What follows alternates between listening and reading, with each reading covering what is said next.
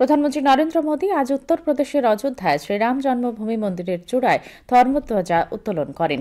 এটি মন্দির নির্মাণের সমাপ্তি এবং সাংস্কৃতিক উদযাপন ও জাতীয় ঐক্যের সূচনা বলে চিহ্নিত করা হয়েছে। প্রধানমন্ত্রী বলেন, এই পতাকা ভারতীয় সভ্যতার নবজাগরণের প্রতিনিধিত্ব করে। তিনি বলেন, অযোধ্যায় রাম মন্দির নির্মাণের আনুষ্ঠানিক সমাপ্তির মাধ্যমে 500 বছরের পুরনো সংকল্প অবশেষে পূর্ণ হচ্ছে এবং শতাব্দীর ক্ষত এবং যন্ত্রণা সেরে উঠছে।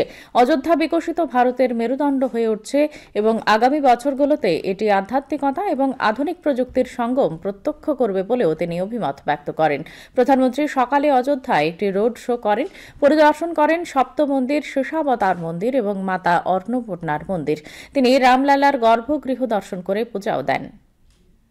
फिर से प्रतिष्ठित हो रहा है। यह केवल एक वृक्ष की वापसी नहीं है, यह हमारी स्मृति की वापसी है, हमारी अस्मिता का पुनर्जागरण है, हमारी स्वाभिमानी सभ्यता का पुनः उद्घोष है।